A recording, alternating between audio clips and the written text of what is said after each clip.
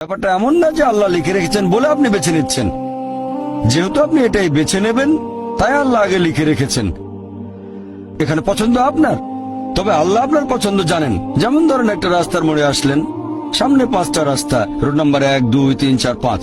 এখানে পছন্দ আপনার, বেছে নিতে পারেন রোড নাম্বার 1, 2, 3, 4, 5। আপনি গেলেন রোড 2-এ। এটা আগে থেকেই লেখা আছে আপনার নিয়তিতে যে আপনি যাবেন 2 নম্বর রোডে। ব্যাপারটা এমন না যে আল্লাহ লিখেছেন বলে আপনি করছেন। যেহেতু আপনি এটাই বেছে নেবেন তাই আল্লাহ আগে লিখে রেখেছেন। তাহলে পছন্দ আপনার।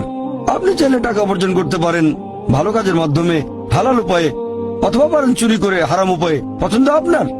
ধরেন চুরি করলেন, এটা আপনার সিদ্ধান্ত। তবে আল্লাহ আগে থেকে জানেন যে এই লোকটা সহজে টাকা পেতে চায়, তাই চুরি করবে। তাই আল্লাহ আগে লিখে রেখেছেন যে এই লোকটা 25 বছর বয়সে চুরি করবে। এখানে দোষটা কার? দোষ আসলে আপনার। তবে আল্লাহর আছে ইলমে গায়েব, তাই তিনি আগেই লিখে রেখেছেন।